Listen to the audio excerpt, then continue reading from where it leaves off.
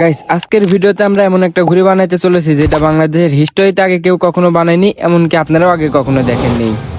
তো মিরাজ, আজকে আমরা কি ঘুড়ি বানাবো? চাপাই ঘুরনি। তো চাপাই ঘুড়ি। গাইস, আসলে আমরা চাপাই ঘুড়ি বানাবো, এমন একটা ঘুড়ি বানাবো যেটা মনে করেন যে আমি বলতে পারতেছি না, তো বানানোর পর দেখা লাগবে। এই দেখেন, এটা তো মনে করেন চিলি ঘুড়ি। তো এই দুইটা ঘুড়ি একসাথে বানাবো, তারপর দেখা যাবে যে এটা কি চাপাই ঘুড়ি হবে নাকি কি ঘুড়ি হবে। তো গাইস, আমি 100% শিওর দিচ্ছি যে এমন ঘুড়ি আপনারা কোনো জায়গায় দেখো না, নাই এমনকি বাংলাদেশের কেউ বানায় নাই। কেননা এরকম ঘুড়ি আমরা এই প্রথম বানাইতেছি। তো দেখেন, ঘুড়ি বানানোর জন্য দুইটা শলা একসাথে লাগাই দেওয়া হয়েছে। তো মিরাজুল, আজকে তোর ঘুড়ি কি উড়বি না? করবে না, আমি তো শেয়ার দিতে পারলাম না। আল্লাহ দিলে উঠতে পারে। তো মিরাজুল যে ঘুড়ি বানানোর আগে ও নিজে শিওর দেয়, কিন্তু ও নিজেও শিওর দিতে পারতেছে না আজকে যে ঘুড়ি উঠবে কিনা।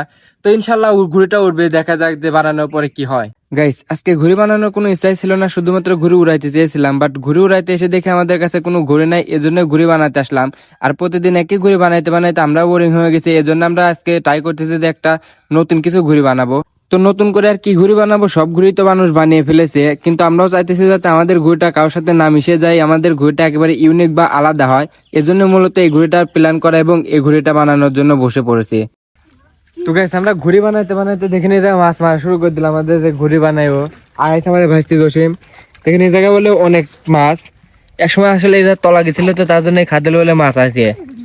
তো দেখি দেখি, ও একটা দেখেন ধরছে, এই যে চ্যাং মাছ ডাঙা দিয়ে লাভ পাচ্ছে। ও তো কাটিস নি তো গাইস। তো দীর্ঘ সময় পরিশ্রম করার পর ফাইনালি আমাদের ঘুড়ি বানানো শেষ। তো দেখতে পাচ্ছেন এটা সেই ঘুড়িটা। তো মিরাজুল, ঘুড়িটা কি উড়বি? উঠতে পারে, অবশ্যই উঠবে।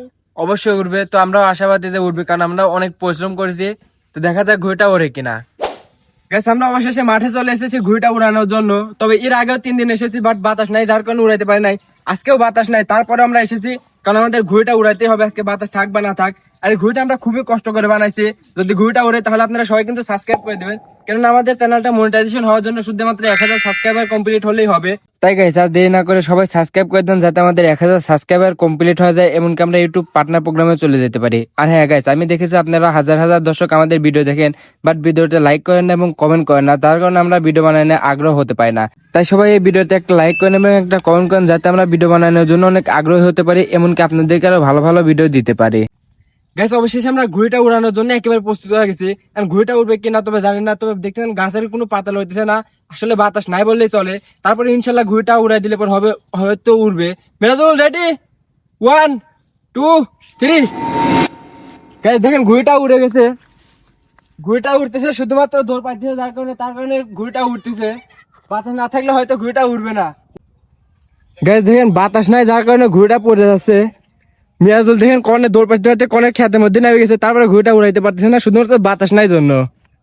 তো গাইস, এরপরে আমরা কিছুক্ষণ ধরে ঘুড়িটা উড়ানোর চেষ্টা করি একাধিকবার, বাট কিছুতেই ঘুড়িটা উড়াইতে পারতেছিলাম না। আসলে ঘুড়িটা আলহামদুলিল্লাহ অনেক সুন্দর হয়েছে, আকাশে উড়ে, বাট বাতাস না থাকার কারণে আকাশে উড়েও ঘুড়িটা থাকতে পারে না, আবার নেমে আসে। আর এদিকে যে পরিমাণে গরম পড়তেছে, এই গরমের মধ্যে মিরাজুলের দৌড় পারতে হয়, তোর অবস্থাও খুব একটা ভালো না। তাই আমি চাচ্ছি যে এত গরমের মধ্যে উড়ে তো দৌড় না পারিয়ে ঘুড়িটা অন্যদিন উড়াবো, যেদিন বাতাস হবে। গাইস, এই ভিডিওটা এই পর্যন্তই ছিল। যদিও ঘুড়ি উড়াইতে পারে নাই, বাতাস নাই, যার কারণে ইনশাআল্লাহ এর পরে কোন একটা ভিডিওতে ঘুড়িটা উড়াবো।